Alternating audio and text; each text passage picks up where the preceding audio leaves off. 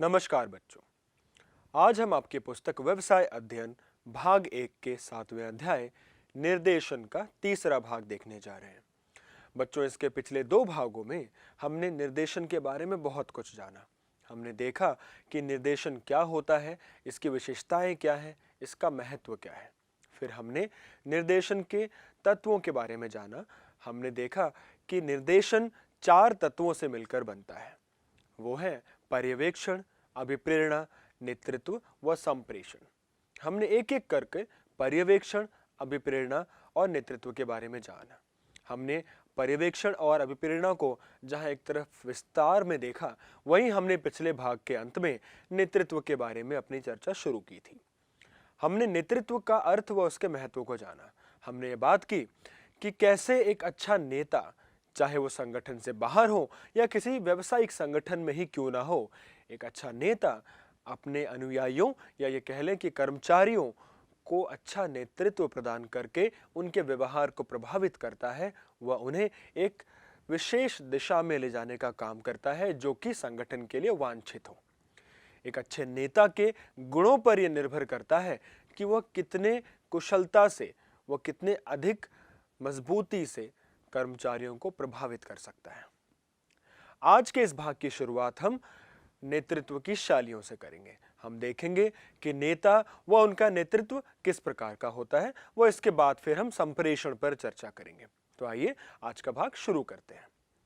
नेतृत्व शैलियों की अगर बात की जाए तो इन्हें मुख्यतः 3 प्रकारों में वर्गीकृत किया जाता है। अर्थात 3 तरह की नेतृत्व शैलियां होती हैं। सबसे पहला एकतंत्रीय अथवा सत्तावादी नेता, दूसरा लोकतंत्रीय अथवा सहभागी नेता, तीसरा अबंध अथवा मुक्त रोक नेता। सबसे पहले प्रकार का नेता है सत्तावादी नेता। यह एक ऐसा नेता होता है जो संगठन में केवल अपनी चलाता है। ऐसा नेता यह मानकर चलता है कि उसे ही सबसे ज्यादा ज्ञान है, वही इस बात को जानता है कि क्या सही और क्या गलत है। ऐसे नेता सामान्यतः एक तरफा संप्रेषण करते हैं, एक तरफा संचार करते हैं। वो सामने से अपने कर्मचारियों से ना तो फीडबैक लेते हैं, ना उनसे किसी प्रकार की सलाह या उनकी शिकायतें सुनते हैं। वो केवल आदेश जारी करते हैं और कर्मचारियों को वह आदेश मानना होता है। अब इसको सुनकर ही लग रहा है कि ऐसा नेतृत्व तो सामान्यतः माना नहीं जाएगा। यदि हम इस तरह का नेतृत्व अपने संगठन में दिखाएंगे तो हमारे कर्मचारी खुश नहीं रहेंगे, वो प्रेरित नहीं रहेंगे, वो बहुत बंधे हुए महसूस करेंगे। उन्हें घुटन सी महसूस होगी कि हर एक कार्य, हर एक चीज उन्हें ऐसे नेता से पूछकर करनी पड़ती है। इसलिए इस तरह का नेतृत्व आज के समय में बहुत कम जगह पाया जाता है। फिर भी कुछ विशेष परिस्थितियों में ऐसा नेतृत्व उपयोग किया जाता है। ऐसी नेतृत्व शैली कुछ ऐसी परिस्थितियों में ज्यादा कारगर साबित होती है जहां पर कर्मचारीगण उतने कुशल या ज्ञानवर्धक ना हो, जहां कर्मचारियों को संगठन को चलाने या संगठन के काम को लेकर उतना ज्ञान ना हो। ऐसे में प्रबंधक यह मानकर चलता है कि कर्मचारियों से सलाह लेने या पूछने का कोई फायदा नहीं और वह स्वयं ही आदेश जारी करता है। दूसरी तरफ यदि कोई ऐसी परिस्थिति है जहां पर हम कार्य को अति शीघ्रता से करना चाहते हैं, हम बहुत जल्दी उसे सफल बनाना चाहते हैं और हमारे पास पूछने आदि का समय नहीं है, ऐसे में हमें स्वयं ही निर्णय लेने पड़ते हैं बिना पूछे या सलाह किए, तो ऐसा करते वक्त भी हम सत्तावादी नेता शैली दर्शाते हैं। तो यह थी पहली नेतृत्व शैली। दूसरी शैली है लोकतंत्रीय या सहभागी नेता शैली। यह सबसे ज्यादा उपयोग की जाने वाली शैली है। इस प्रकार के नेता अपने आप को दल का एक हिस्सा मानते हैं। वो सभी निर्णय अपने दल के लोगों के साथ चर्चा करके, उनसे सलाह मशवरा करके लेते हैं। उनका यह मानना है कि कोई भी निर्णय पूरे दल व उसके सभी सदस्यों को प्रभावित करेगा। ऐसे में यह जरूरी है कि सबसे पूछा जाए। तो ऐसा नेता लोगों को ध्यान में रखते हुए सभी फैसले लेता है। उसका ध्यान दल पर केंद्रित होता है। इस तरह की शैली में कर्मचारी भी खुश रहते हैं क्योंकि उन्हें ऐसा लगता है कि उन्हें संस्था में या संगठन में महत्व दिया जा रहा है, उनसे पूछा जा रहा है, सलाह ली जा रही है। इस प्रकार की शैली को मानने वाले नेता सामान्यतः ज्यादा लोकप्रिय पाए जाते हैं। तीसरी शैली है मुक्त रोक नेता। ऐसे नेता अपने आप को दल से बाहर रखते हैं। उनका यह मानना होता है कि उनका दल व उसके सदस्य खुद ही बहुत सक्षम है अपने कार्य करने में, वो अपने निर्णय लेने में। वह रोक टोक में विश्वास नहीं रखता। उसका मानना है कि उसके दल के लोग स्वयं ही सारे निर्णय ले सकते हैं, इसलिए वह बाहर से केवल उन्हें देखता है, उन्हें पर्यवेक्षित करता है और जब बहुत जरूरत पड़े तभी वह आकर रोक टोक करता है या अपनी तरफ से कुछ बताता है। उसका एक काम अपने दल को संसाधन उपलब्ध कराना भी होता है, लेकिन वह निर्णय लेने में रोक टोक नहीं करता। तो इस प्रकार हमने देखा कि 3 शैलियां हैं। यदि इन 3 शैलियों को आप अधिकार के प्रयोग के आधार पर देखें तो सत्तावादी नेता ऐसा नेता या ऐसी नेतृत्व शैली है जहां पर नेता अधिकार अपने हाथों में रखते हुए सर्वाधिक अधिकार का प्रयोग करते हैं और दूसरे शब्दों में कहें तो दल के पास या कर्मचारियों के पास अधिकार व स्वतंत्रता बहुत कम होती है, ना के बराबर होती है। दूसरी शैली या सहभागी नेता शैली में नेता के पास अधिकार थोड़े कम व वही अधिकार दल के लोगों को दिए जाते हैं। ऐसे में दल के लोगों के पास स्वतंत्रता थोड़ी ज्यादा होती है। जबकि तीसरी शैली में दल के लोगों के पास पर्याप्त स्वतंत्रता होती है, वह पूर्ण रूप से स्वतंत्र होते हैं खुद अपने काम करने के लिए। नेता के पास अधिकार कम होते हैं, वह अपने अधिकार अपने कर्मचारियों को दे देते हैं। सामान्यतः यह तीसरी शैली ऐसे जगह प्रयोग की जाती है जहां नेता को यह लगे कि उसके अनुयायी या कर्मचारी स्वयं ही बहुत कुशल, प्रशिक्षित व योग्य हैं, व उनके ऊपर भरोसा किया जा सकता है। तो इस प्रकार तीनों में से कोई ना कोई नेतृत्व शैली हर प्रकार के नेता या प्रबंधक में पाई जाती है। तो बच्चों, अब हम निर्देशन के 3 तत्वों को अच्छे से जान चुके हैं। हमने पर्यवेक्षण को समझा है, हमने अभिप्रेरणा को समझा है, व हमने नेतृत्व के बारे में भी विस्तार में चर्चा कर ली है। अब आइए निर्देशन के अंतिम तत्वों पर चर्चा करें, जो कि संप्रेषण है। संप्रेषण अंतिम जरूर है, लेकिन यह सबसे महत्वपूर्ण तत्व है। संप्रेषण का अर्थ है संचार करना, बातचीत करना। यह उन सभी क्रियाओं से जुड़ा हुआ है जिसके द्वारा एक व्यक्ति दूसरे व्यक्ति को अपनी बात समझाते हैं। इसमें एक व्यवस्थित व निरंतर चलने वाली कहने, सुनने व समझने की प्रक्रिया है। यह परिभाषा लुईस एलन द्वारा दी गई थी। यदि इस परिभाषा को हम पुनः देखें और ध्यान से इस पर चर्चा करें तो हम देखेंगे कि संप्रेषण को कहने, सुनने व समझने की प्रक्रिया कहा जाता है। और इससे भी महत्वपूर्ण बात यह है कि संप्रेषण तब होता है जब एक व्यक्ति अपनी बात को समझाने के लिए दूसरे व्यक्ति के साथ संपर्क साधता है। अब चाहे कोई भी तत्व हो, चाहे कोई भी क्रिया हो, चाहे वो निर्देशन के अंदर आने वाले पर्यवेक्षण, विप्रेरणा आदि हो या किसी भी प्रकार का कार्य हो, बिना संप्रेषण के, बिना बातचीत के, बिना कहे सुने तो कोई कार्य नहीं हो सकता। क्या कोई ऐसा संगठन हो सकता है जहां पर प्रबंधक व कर्मचारी आपस में बात ना करें या कर्मचारी आपस में बात ना करें? ऐसा तो हो नहीं सकता। इसलिए मैंने कहा कि संप्रेषण सबसे महत्वपूर्ण कार्य या क्रिया है। इसे एक ऐसी क्रिया के रूप में लिया जाता है जिसके द्वारा भाव, विचार, तथ्य, अनुभव इत्यादि का आदान प्रदान होता है। इसका उद्देश्य 2 व्यक्तियों के मध्य आपस में एक समझ पैदा करना होता है। संप्रेषण या इस पूरी प्रक्रिया के यदि हम तत्वों की बात करें तो इसके अंदर एक विस्तृत प्रक्रिया नजर आएगी जिसमें कई चरण होंगे। कहने सुनने में तो संप्रेषण बहुत सरल लगता है कि बस बातचीत करनी है, लेकिन यदि आप परिभाषा पर ध्यान दें तो ये केवल बातचीत नहीं है। यह सफल तब होगा जब एक व्यक्ति अपनी बात को समझा पाए, सामने वाला व्यक्ति उस बात को समझे व अपना जवाब दे। क्योंकि यह बहुत महत्वपूर्ण प्रक्रिया है, इसलिए इस प्रक्रिया को समझने के लिए इसके अंदर के कुछ तत्वों को वर्गीकृत किया गया है और एक लंबे चरण के रूप में इसे दिखाया गया है। आइए इस चरण व इसके तत्वों पर चर्चा करें। किसी भी संप्रेषण की प्रक्रिया में मान लीजिए मैं आपसे बात कर रहा हूं, तो इस बातचीत या इस संप्रेषण में कुछ तत्व आएंगे जो इसको पूरा करेंगे। सबसे पहली चीज होगी संदेश भेजने वाला। मान लीजिए मुझे कुछ कहना है तो मैं हो गया प्रेषक, जिसके मन में कुछ विचार हैं जो मुझे आपको कहना है। फिर अगला नंबर है संदेश का, यानी मेरे मन में जो विचार है, जो बात मैं आपसे कहना चाहता हूं वो मेरा संदेश है। तो मैं प्रेषक और मेरे मन का जो विचार है वो है संदेश। इसके बाद अगला चरण है एनकोडिंग का। एनकोडिंग का अर्थ होता है कि मैं अपने मन के उस संदेश या विचार को किस तरह आपके सामने रखूंगा, क्या शब्दों का प्रयोग होगा, किस हाव भाव का प्रयोग होगा, यह मुझे एनकोड करना है, यानी एक प्रकार से कोड करना है, उसको कूट भाषा में बदलना है। मुझे यह निर्धारित करना है कि मेरे विचार आप तक किन शब्दों में या किस तरीके से पहुंचेंगे। यह निर्धारित कर लेने के बाद अब मैं संचार के माध्यम चुनूंगा। माध्यम मौखिक या लिखित हो सकते हैं। आज के समय में टेलीफोन, इंटरनेट, ईमेल जैसे माध्यम भी हो सकते हैं। तो किसी भी एक माध्यम के द्वारा, चाहे वो मौखिक या लिखित हो, मैं अपने एनकोडेड संदेश को आप तक पहुंचाने की कोशिश करूंगा। फिर जब आपके पास संदेश पहुंचेगा तो उसे समझने से पहले आपको उसे डिकोड करना होगा, यानी शब्दों को समझना होगा, अंदर के भाव को समझना होगा।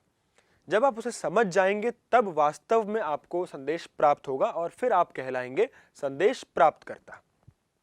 डिकोड करने के बाद जब आप संदेश प्राप्त कर चुके हैं, यानी कि आपको वो समझ आ गया है, तो आप अपनी प्रतिपुष्टि करेंगे, यानी आप फीडबैक देंगे, आप जवाब देंगे। जब मुझे जवाब मिल जाएगा तब यह प्रक्रिया पूरी हो जाएगी। यानी प्रेषक, संदेश, एनकोडिंग, माध्यम, डिकोडिंग, प्राप्तकर्ता व प्रतिपुष्टि के इस पूरे प्रक्रिया को पूरा करने के बाद संप्रेषण माना जाता है। इस बीच एक चीज और होती है जिसे हम ध्वनि या कोलाहल कहते हैं। ये उन सभी चीजों को कहा जाता है जो संप्रेषण की प्रक्रिया को रोकते हैं या उसमें बाधा उत्पन्न करते हैं। ये टेलीफोन का लाइन खराब होना, सामने वाले का ध्यान कहीं हो और होना, या ऐसी कोई भी चीज हो सकती है जो हमारे इस संचार या संप्रेषण के प्रक्रिया में बाधा उत्पन्न करे, इसे हम ध्वनि कहते हैं। तो इस प्रकार हमने देखा कि संप्रेषण इतना भी सरल नहीं है। इसमें कई चरण होते हैं जिनमें हर एक चरण को ध्यान से करना, चाहे वो माध्यम चुनना हो, चाहे एनकोडिंग करना हो, इस पर ध्यान देना अनिवार्य होता है यदि हम चाहते हैं कि हमारे संप्रेषण का कुछ अर्थ निकले। अब संप्रेषण दो प्रकार का होता है, एक औपचारिक व एक अनौपचारिक। औपचारिक संप्रेषण संस्था की संरचना में आधिकारिक माध्यमों द्वारा होता है, यानी जब हम अपने पद, अपने अधिकारों के दायरे में रहकर कुछ काम की बात करते हैं, संगठन के उद्देश्यों से जुड़े हुए कुछ बात करते हैं, जिसमें कामकाज की चर्चा हो, तो वह औपचारिक संप्रेषण कहलाता है। औपचारिक संप्रेषण को दो वर्गों में वर्गीकृत किया जाता है, ऊर्ध्वाधर व समतल। ऊर्ध्वाधर संप्रेषण का प्रवाह लंबवत या सीधी रेखा में होता है, ऊपर या नीचे। ऊपर की दिशा में संप्रेषण उस प्रवाह को दर्शाता है जो अधीनस्थों से अधिकारियों तक किया जाता है, जबकि नीचे की ओर अधिकारियों से अधीनस्थों की तरफ किया गया संप्रेषण आता है। समतल या पार्श्वीय संप्रेषण एक विभाग का दूसरे विभाग के मध्य होता है, जो समान पद पर मौजूद लोगों के बीच होता है। औपचारिक संगठन में विभिन्न प्रकार के संप्रेषण तंत्र कार्य कर सकते हैं, यानी कौन किससे संप्रेषण कर रहा है इसके आधार पर कुछ तंत्र पाए जाते हैं। सबसे पहला है श्रृंखला तंत्र। इसके अंदर एक श्रृंखला के रूप में एक व्यक्ति अगले व्यक्ति तक संदेश पहुंचाता है, फिर वो उसके अगले तक, फिर वो उसके अगले तक, यानी इसमें एक सीधी रेखा में संप्रेषण होता है। फिर है चक्र। चक्र के तंत्र में सभी लोग एक दूसरे से आमने सामने जुड़े होते हैं, यानी एक व्यक्ति सामने वाले व्यक्ति से बात करता है तो जबकि दूसरा व्यक्ति किसी अन्य सामने वाले व्यक्ति से बात करता है, यानी इसमें दो व्यक्ति आपस में बात कर सकते हैं। अगर संस्था में 4 व्यक्ति हैं, वो चारों आपस में बात नहीं करेंगे, जबकि 2 व्यक्ति केवल एक दूसरे से बात कर सकते हैं। इसे आप सामने चित्र में भी देख सकते हैं। तीसरा तंत्र है गोला तंत्र। गोले तंत्र में एक व्यक्ति अपने बगल के 2 व्यक्तियों से बात कर सकता है। अगला तंत्र है स्वतंत्र या मुक्त प्रवाह तंत्र। जैसा कि आप इस चित्र में देख रहे हैं, हर एक व्यक्ति अन्य सभी व्यक्तियों से जुड़ा हुआ है, यानी कोई भी किसी से भी वार्तालाप कर सकता है। आखिरी तंत्र है विलोम वी, यानी उल्टा वी तंत्र। अब यदि इसे आप ध्यान से देखें तो इसमें जो नीचे के 2 व्यक्ति हैं वो अपने ऊपर के अपने अधिकारी या बॉस से बात कर सकते हैं, लेकिन साथ ही साथ वो अपने बॉस के भी बॉस से बात कर सकते हैं, यानी जो कर्मचारी हैं वो ना केवल अपने अधिकारी से जुड़े हुए हैं बल्कि वो अपने अधिकारी के ऊपर मौजूद अधिकारी से भी जुड़े हुए हैं। इसे उल्टा वी चक्र कहा जाता है। ये इन सभी तरीकों से औपचारिक संप्रेषण को संगठन में किया जाता है। इसके बाद बारी आती है अनौपचारिक संप्रेषण की। अनौपचारिक संप्रेषण में व्यक्तियों व समूहों के मध्य होने वाले वो बातचीत या संप्रेषण है जो आधिकारिक तौर पर नहीं होते। इनमें लोग कामकाज की बात कम और अपने आपस के मित्रता, अपने समूह के से जुड़े हुए सूचनाओं आदि की बात ज्यादा करते हैं। इस तरह के संप्रेषण को अंगूरी लता संप्रेषण भी कहा जाता है। जैसे अंगूर की लता या बेल किसी भी दिशा में जा सकती है, ऐसे ही इस प्रकार का संप्रेषण किसी भी दिशा में हो सकता है। इसका कोई विस्तृत या विशेष दिशा या श्रृंखला नहीं है, इसमें कोई अधिकार नहीं है, क्योंकि इसमें लोग अपने संगठन में पद के अनुसार बात नहीं करते, बल्कि वो अपनी दोस्ती, अपने समूह यानी ग्रुप के वजह से आपस में बातचीत करते हैं। इसमें संप्रेषण की कोई निश्चित दिशा नहीं होती।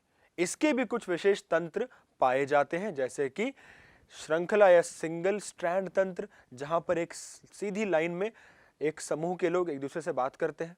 दूसरा गपशप तंत्र, जहां कोई एक व्यक्ति केंद्र में होगा और वो किसी प्रकार की गपशप चारों तरफ फैला रहा होगा, बाकी लोग मिलकर उसे सुन रहे होंगे। तीसरा समूह तंत्र, जहां पर एक व्यक्ति पहले दो लोगों से बात करेगा, फिर वो किसी तीसरे से बात करेगा, फिर उनमें से कोई व्यक्ति किसी और तक बात पहुंचाएगा। तो यहाँ पर एक भेड़ चाल की तरह लोग एक दूसरे तक बातों को किसी भी दिशा में पहुंचाते हैं। चौथा संभावना या संभव्यता तंत्र, इसमें कोई भी किसी से बात कर सकता है, इसका कोई एक निश्चित तंत्र या इसकी कोई निश्चित श्रृंखला नहीं है। ये संभावनाओं पर निर्भर करता है कि आज मैंने किसी और से बात कर ली, कल मैं किसी और से बात कर लूंगा। तो कहने का अर्थ यह है कि अनौपचारिक संप्रेषण में कोई निश्चित तंत्र या एक चेन नहीं है, कोई भी किसी से भी अपने आवश्यकता अनुसार बात कर सकता है, और यह बात जरूरी नहीं है कि काम की हो, लोग अपनी मस्ती या गपशप के लिए भी बातें कर सकते हैं। अब संप्रेषण चाहे किसी भी प्रकार का हो, उसमें कुछ बाधाएं सामान्यतः पाई जाती हैं। सबसे पहली बाधा है संकेतीय बाधाएं। संकेतीय बाधाएं उन बाधाओं से संबंधित है जो संदेशों को एनकोड करने, उन्हें पहुंचाने, उन्हें समझाने में आती हैं। इसके अंदर मुख्यतः कुछ प्रकार के बाधाएं होती हैं, जैसे संदेश की अनुपयुक्त अभिव्यक्ति, यानी यदि संदेश पहुंचाने वाला व्यक्ति ठीक प्रकार से अपनी बात को नहीं कह पाता, अपने संदेश को उचित शब्दों में व्यक्त नहीं कर पाता, तो संप्रेषण सफल नहीं होगा। इसके अलावा विभिन्न अर्थों वाले शब्द, कई शब्दों के अर्थ अनेक निकल कर आते हैं। यदि हम ऐसे किसी शब्द का इस्तेमाल कर रहे हैं और हमने उसका अर्थ अच्छे से नहीं समझाया, तो सामने वाला व्यक्ति उसका कोई और अर्थ भी निकाल सकता है। इसके अलावा त्रुटिपूर्ण रूपांतरण, यदि एक भाषा से दूसरे भाषा में रूपांतरण किया जा रहा है, मान लीजिए मैं एक व्यवसाय की तरफ से देश के किसी अन्य राज्य में जाता हूं और वहां की भाषा अलग है, और मैं अपने साथ किसी रूपांतरण करने वाले व्यक्ति को लेकर जाता हूं और वह रूपांतरण ठीक से नहीं करता, तो सामने वाले व्यक्ति को हमारी बात गलत तरीके से समझ में आएगी। तकनीकी विशिष्ट शब्दावली का उपयोग करना, यदि मैं किसी विशेष क्षेत्र में बहुत निपुण हूं, वहां के कुछ विशेष शब्दों का प्रयोग मैं करता हूं। मान लीजिए मैं लेखा शास्त्र को जानता हूं और मैं मूल्यह्रास नाम के शब्द का इस्तेमाल करता हूं। अब यह शब्द किसी एक आम बोलचाल में उपयोग नहीं किया जाता, तो हो सकता है यह सामने वाले व्यक्ति को समझ ना आए। तो इस प्रकार शब्दों का चयन या शब्दों की अभिव्यक्ति, सही शब्दों का इस्तेमाल, इससे जुड़ी हुई जो बाधाएं हैं वो संकेतीय बाधाओं में आती हैं। फिर आती है मनोवैज्ञानिक बाधाएं। मनोवैज्ञानिक बाधाओं में सबसे पहली बाधा है असामयिक मूल्यांकन, यानी जब मैं आपसे बात कर रहा हूं और आप बात को सुने बिना, पूरा सुने बिना ही यदि उसका निष्कर्ष निकाल लें, यानी आपने मेरी बात को समझा नहीं और खुद ही मन में एक विचार बना लिया, वह हमारे बीच की बातचीत को बाधित कर सकता है। इसे हम असामयिक मूल्यांकन कहते हैं। फिर है ध्यान ना होना, यदि सुनने वाले व्यक्ति का हमारी तरफ ध्यान ना हो तो ऐसा व्यक्ति हमारी बात को समझ नहीं पाएगा और वह हमारे संप्रेषण में बाधा उत्पन्न करेगा। इसके अलावा कई बार संप्रेषण के प्रसारण में भी, यानी बात पहुंचाते वक्त भी कुछ शब्द वहां बीच में लोप हो जाते हैं, या सामने वाला व्यक्ति पूरी बात को दिमाग में नहीं रख पाता, ध्यान नहीं रख पाता, भूल जाता है। ये भी हमारे बातचीत को बाधित करते हैं। आपस में विश्वास ना होना, ये एक और मनोवैज्ञानिक बाधा है। मनोवैज्ञानिक बाधाओं के बाद संगठनिक बाधाएं आती हैं। संगठन में यदि उस प्रकार का माहौल, उस प्रकार की नीतियां या सुविधाएं नहीं है जो लोगों को बातचीत करने में सहायता दें, तो यह संप्रेषण में बाधा उत्पन्न कर सकता है। उदाहरण के लिए, यदि संगठन की नीतियां, उसके नियम या कानून इस तरह के हों जो संप्रेषण का विरोध करते हों, तो लोग आपस में बातचीत ही नहीं कर पाएंगे और यह संगठनिक संप्रेषण में बाधा उत्पन्न करेगा। इसके अलावा किसी व्यक्ति का पद, उसकी पदवी भी संगठनिक बाधा का काम करती है। यदि कोई व्यक्ति अपने पद को लेकर बहुत ज्यादा चिंतित है तो वह कई बार अपने से नीचे पद के लोगों से बात करना पसंद नहीं करता या उनसे सलाह लेना पसंद नहीं करता। यह भी बाधा का काम करता है। संगठन की संरचना में जटिलता भी एक बाधा है। यदि संगठन की संरचना इतनी जटिल है कि कई पद, कई लोग अलग अलग काम में लगे हुए हैं, हर काम कई लोगों के द्वारा करवाया जा रहा है, एक व्यक्ति कई कामों में लगा हुआ है, तो ऐसे में यह समझना ही मुश्किल हो जाएगा कि किस विषय के लिए किससे चर्चा करनी है। संगठनिक बाधाओं के बाद आती है व्यक्तिगत बाधाएं। व्यक्तिगत बाधाएं एक व्यक्ति के खुद के व्यक्तित्व से जुड़ी हुई बाधाएं होती हैं। जैसे कि यदि किसी व्यक्ति को अपनी सत्ता में चुनौती का भय है, उसे लगता है कि यदि वो अपने अधीनस्थों से बात करेगा तो वो उसके सत्ता को चुनौती देंगे, तो ऐसा व्यक्ति कभी बात ही नहीं करेगा और यह फिर संप्रेषण को रोकेगा। इसके अलावा यदि किसी व्यक्ति में बात करने की इच्छा ही नहीं है, संप्रेषण की इच्छा ही नहीं है, तो वह भी संप्रेषण नहीं करेगा। यदि किसी अधिकारी को अपने अधीनस्थों में विश्वास ही नहीं है, तो वह भी कभी अधीनस्थों से बात करने पर ध्यान नहीं देगा। तो इस प्रकार की बाधाएं एक व्यक्ति के व्यक्तित्व से जुड़ी हुई बाधाएं होती हैं। तो कुल मिलाकर बाधाओं को 4 वर्गों में बांटा गया है। सांकेतिक बाधाएं जो शब्दों से जुड़ी हुई बाधाएं हैं, हाव भाव से जुड़ी हुई बाधाएं हैं। मनोवैज्ञानिक बाधाएं जो हमारे मन से जुड़ी हुई बाधाएं हैं, चाहे वो ध्यान ना होना हो या भूल जाना हो।